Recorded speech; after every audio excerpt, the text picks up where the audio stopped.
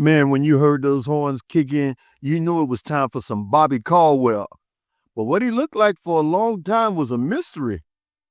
I like to be educated, but I'm so frustrated. Hey guys, welcome back to the channel. I want to first of all thank all you guys that keep supporting the channel. It means more to me than you know. So today I want to talk about a guy who had everybody fooled for a long time, man. This dude, Bobby Caldwell. And it was all planned on purpose the whole time. Yeah, Bobby Caldwell had the whole world believing that he was soul brother number one. But when they pulled the curtain back, the world was surprised. But the song was so good, you kind of had to forget all about that and just enjoy what he had put out. There's more to the story than meets the eye, so you want to hang around to the end. And also at the end, I'm going to show you how people, even in modern times, react when they find out that Bobby Caldwell isn't who they thought he was. That R&B stuff can fool you, man, because anybody can do it well if they're committed to it. So let's get into that song, What You Won't Do for Love. And we're going to talk about Bobby Caldwell's life, the highs and the lows, and those type of things. Man, you're going to be surprised. There's a lot to learn. Let's go. My friends wonder what is wrong with me. Yeah, Bobby was born Robert Hunter Caldwell in Manhattan in 1951. His family later moved and he was raised in Miami, Florida. Surrounded by a melting pot of music, he was soaking in the sounds from R&B, Latin, reggae, and Haitian cultures all around him. His mother was a real estate agent, but more importantly, she was friends with legendary reggae producer Bob Marley. His dad hosted one of the first television variety shows called Supper Time, which meant young Bobby was already being groomed in the world of entertainment from early on. By the age of 12, Bobby was already playing piano and guitar, influenced by legends like Frank Sinatra and Ella Fitzgerald. His deep love for jazz, R&B, and the blues became the fuel behind everything he ever recorded. Caldwell's break in the industry came when he moved to Los Angeles and landed a gig as rhythm guitarist for none other than Little Richard. That gig would only last so long though. After years of playing in bands and honing his craft, Bobby eventually went solo. A little disappointed by the lack of long-term success out west, he then packed it up and returned to Miami at about 27 years old. One day, while moping around the family home, Bobby's mother handed him a copy of the Miami Herald. On the cover, a photo of Casey and the Sunshine Band with the headline, Miami's Favorite Sons. She looked at him and said, "Why don't you go down there and holler at those guys?" So he did. He walked into TK Records, and just like that, things started to click. Bobby was exactly what they didn't even know they were looking for. Within 2 days, he had a record deal. Now keep in mind, TK Records was running the dance music scene at that time.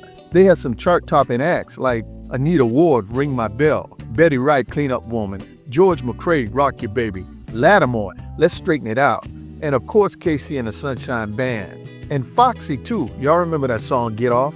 TK's bread and butter was R&B, and black radio was their lifeline. And the label could hear it. Bobby had something. His voice had the thing that could light up R&B charts. But here was the issue. Even though the label was pretty much owned by a white guy, they didn't think audiences, especially black radio, would buy into Bobby singing that kind of soulful groove music. Why? Man, Bobby had shoulder-length hair and looked more like he belonged in a rock band than crooning love ballads. The label was kind of scared. They were worried that the music would flop, not because of the sound, but because of his face. So in this case, what do? Well, TK got slick. They pulled a move straight out of the old school playbook. The same move that labels had used for years when trying to introduce black artists to white radio. They put out Bobby's debut album without showing his face on the cover. But hold up, this wasn't just a marketing trick. It was actually Bobby's idea. He wanted TK to feel at ease, and he knew how to do it. So he took a photo of himself, altered it to look anonymous, and you can see right here, just took a silhouette of a man sitting on a park bench, no face, no clues, just his name, and let the music do the talking. And talk it did. I guess you wonder where I've been. Man, What You Won't Do for Love dropped in 1978, and radio stations lost their minds. They went crazy. I came back to let you know. R&B stations picked it up heavy, assuming that Bobby was just another brother bringing the heat. The song was smoky, smooth, and soaked in soul. This thing hit different.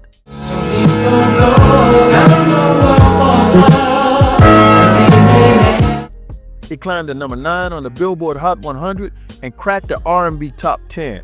It became an instant slow jam classic. This thing was rolling. Make me do for love what I would not do.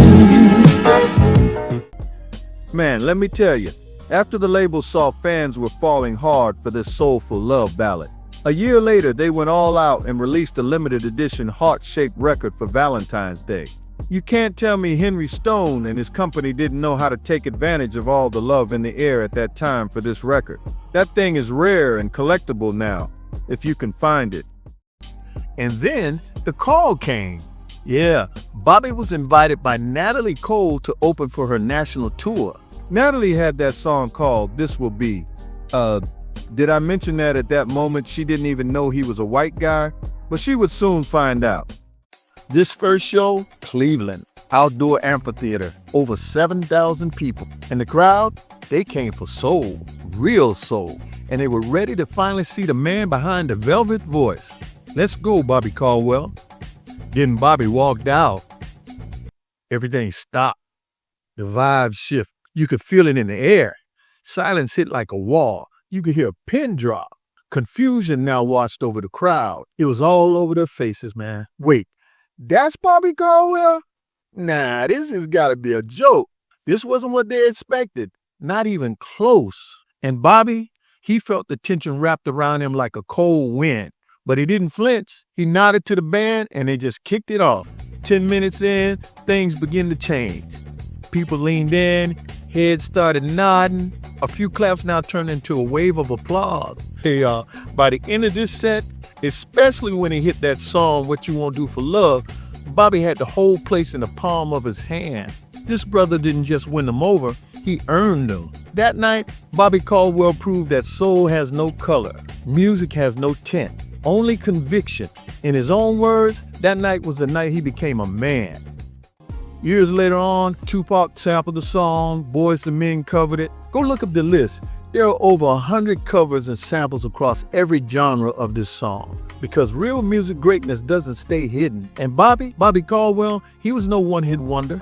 He played guitar, piano, and drums, a one-man band, a true musician's musician. This dude went on to write songs for others too, like The Next Time I Fall with Peter Cetera and Amy Grant, which hit number 1. He even worked with giants like Chicago and Neil Diamond. Still, as much love as he got, Bobby always carried a little chip on his shoulder though, because the moment that people found out that he was white, some of that magic wore off, and Bobby felt it. But instead of running from it, he leaned into it. He accepted that he was a white guy who just happened to possess the soul of the R&B greats with a voice that crossed genres without asking permission. But there was one place where no questions were ever asked, and that was Japan. In Japan, Bobby was royalty. He toured there for decades. They respected the music for what it was, period. In the 2000s, he kept releasing jazz records, R&B ballads, and smooth standard. He never chased trends. He stayed true to his sound, the one that made him a legend. He finally got around to getting married to a woman named Mary in 2004, and they settled in New Jersey and had 2 daughters. For a while, life was just good.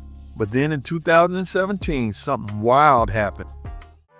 Bobby took an antibiotic, fluoroquinolone, and he had a rare severe reaction. It triggered neuropathy and caused excruciating pain, especially in his legs and feet. Man, that battle eventually pretty much ended his touring, performing, and his ability to do much of anything at all. But he fought on quietly, out of the spotlight and for a number of years. But no matter how great that song was and how extraordinary he was as a musician, singer, and songwriter, this was one battle he wasn't going to ever be able to overcome. He was pretty much done singing his final song. Y'all, whether you know it or not, unfortunately on March 14, 2023, Bobby Caldwell passed away at his home in New Jersey with his wife holding him in her arms. He was 71 years old. The music world was heartbroken. Not just because a legend was gone, but because after all those years, so many people were just now getting to know his story. His voice was now behind a million memories. The singer who blurred lines and made you feel something way before you even saw his face. And in a world obsessed with image, Bobby reminded us that real and true soul is not in the face, but in the sound that comes out of it. Soul and R&B came out of Bobby's face. Yeah, man, there have been and always will be new great blue-eyed soul artists to come, but there never will be another Bobby Caldwell doing what he did at the time. Not with that voice, not with that kind of heart, and definitely not with a song like I guess you wonder where I've been. What You Won't Do for Love, a song that always sounds like it was just released today. Yeah, man, it's too bad to see a legend fade away like that, but his music will never stop being played. Now, for those of you who may not know how strong this deception was back in the day, I'm going to show you how people react in modern times today when they find out who Bobby Caldwell is. Can you believe it? Some people still don't know who he really is. Let's go. Right to life. That's a right thing. My friends wonder what is wrong with me. My brother posted this morning, and after 34 years, I'm just finding out that the man that sings What You Won't Do for Love is white. I called out of work today. Hey, Mom. What? Did you know you know who Bobby Caldwell is? Bobby Caldwell? Yeah. Yeah. He's a singer. You know he white? We used to play this song all the time. Yes. It's a white Irish. Yes, he is. What the hell going on? I don't know who I am anymore. I don't know. I didn't know it was a white man. What? I didn't know it was a white man. I had no idea. No offense. This man looked like Indiana Jones, and I don't know what to do with that. I didn't know it was a white man. You know, I didn't know either. And I can't let go. Hold on now. I think we got something here, you guys. Hold up. Is that Bobby? I believe that's Bobby. Can't let go. Oh, wow. I did not know. I hate to be that guy. Did not know it was a white guy, okay? All my life, That's Bobby? I thought a black man sang that song. But I always thought it was, I'm sorry guys, I always thought it was a black I was man. about to say the same thing. Yeah. I thought it was a black dude. And I like how they revealed it. I mean, obviously they didn't reveal it that way on purpose, but like just him sitting in the dark and then come in and you see It's kind of like that shock factor. Yeah, I really liked that. What? Let's go. Yeah. I came back to let you know. I was gonna say that. I was gonna say that. He looks like He got an Indiana Jones Hey, I guess that flag. was probably the drip back then. My friends wonder